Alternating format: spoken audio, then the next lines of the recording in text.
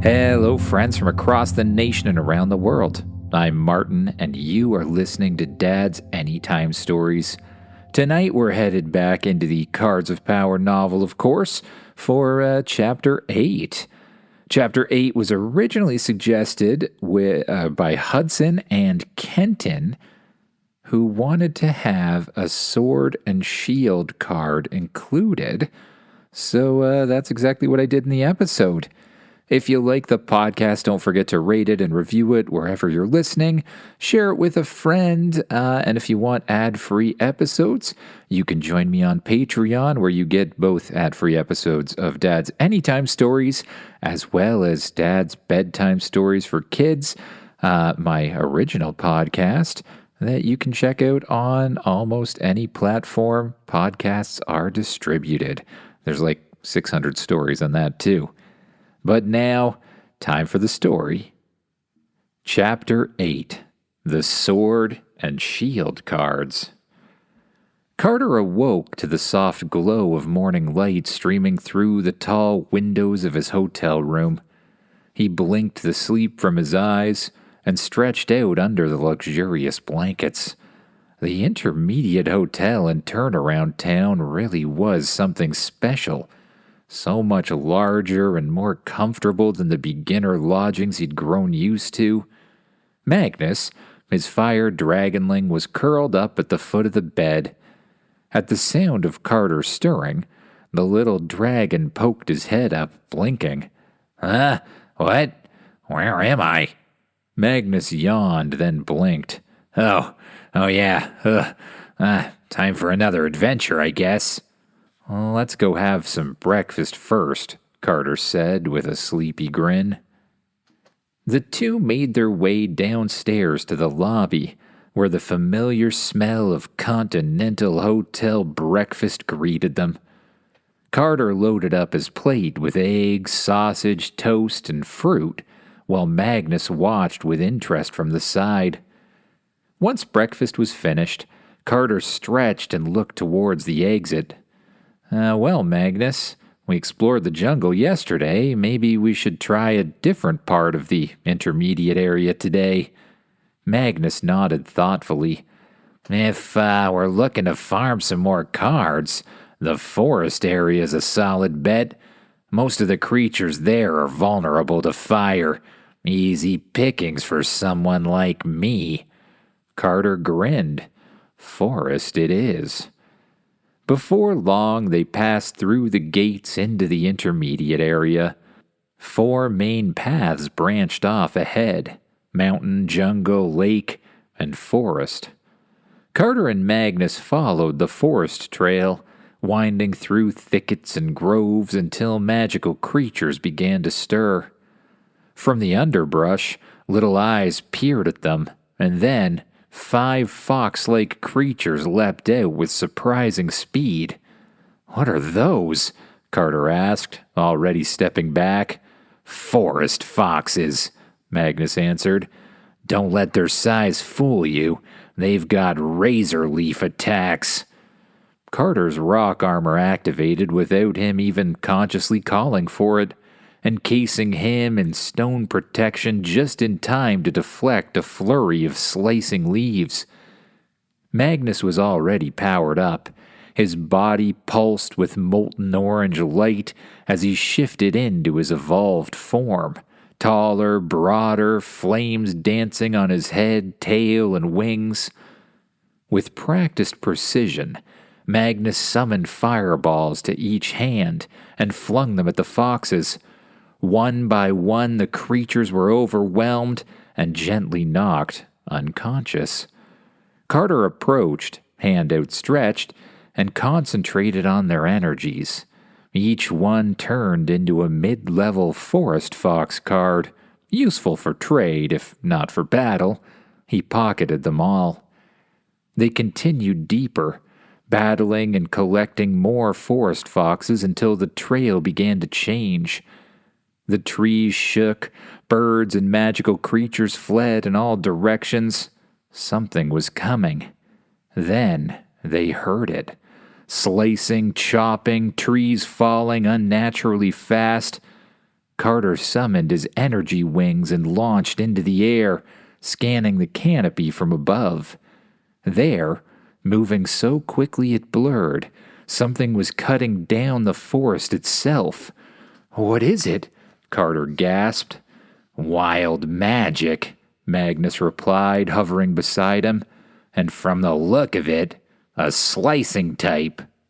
They descended toward the clearing, Carter activating his rock armor once more. The wild energy darted in a flash and struck him hard, but his armor held. Magnus shot flames, but they were deflected. The energy spun in place, untouchable. "Looks like we'll need the whole team," Carter said. He summoned the water and ice dragonling, the electric bunny, the grass bunny, and the elemental unicorn. The electric bunny charged and zapped with wild magic, while the grass bunny hurled vines to ensnare it. The water dragonling fired an icy blast that temporarily encased the wild energy. "We might have it," Carter cried. But then, crack, the ice exploded. The wild magic struck all three summoned creatures in a blur of motion. "Elemental unicorn, now!" Carter commanded.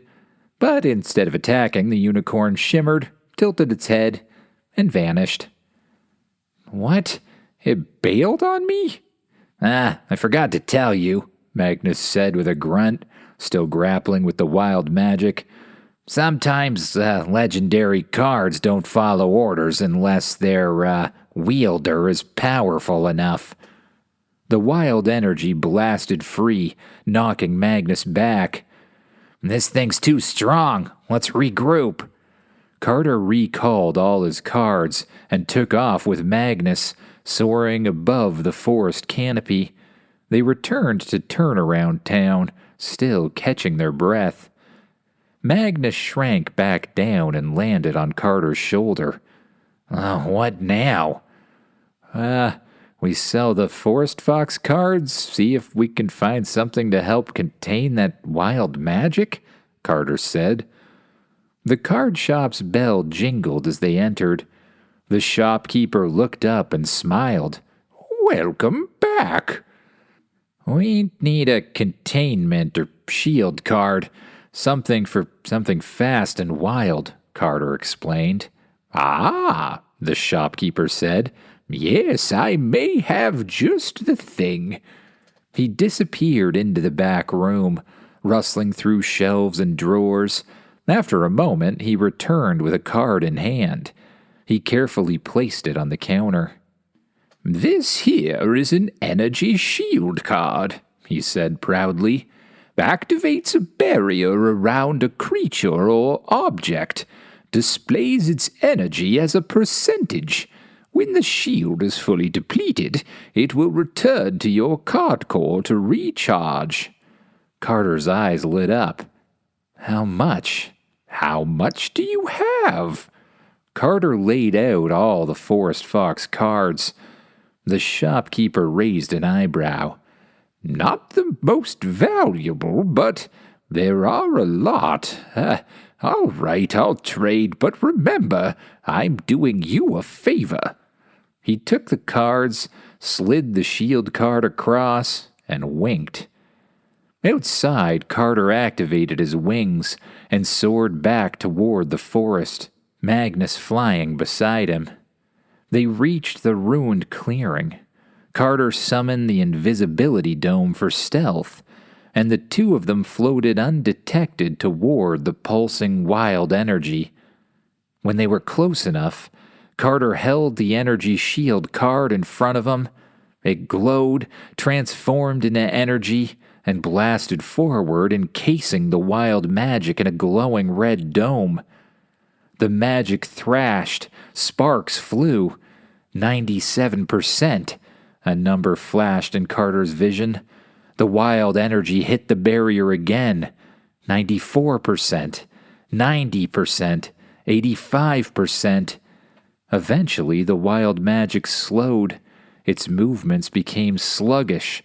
With the shield still at 70%, it simply floated, exhausted. Carter walked up to the field and raised both hands. The energy pulsed around him. He reached into it, focused his mind, and the wild energy began to take shape. A card began to form, a brilliant red blade shimmering against a dark background.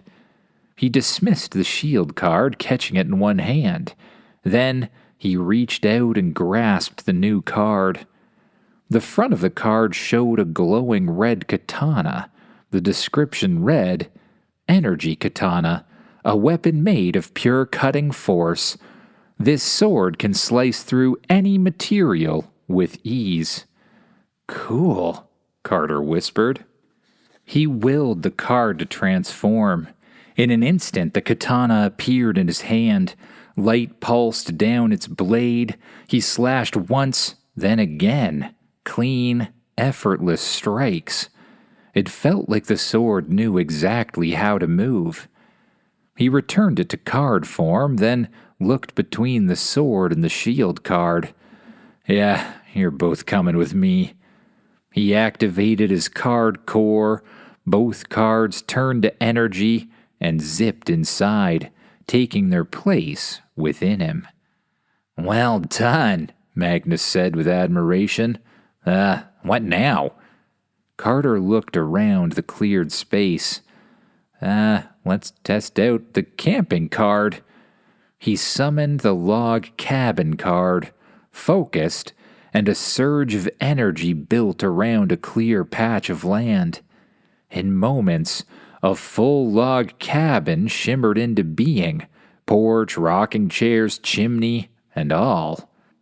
Inside, it was massive, a full-scale log mansion, bedrooms, kitchen, games room, even a fireplace.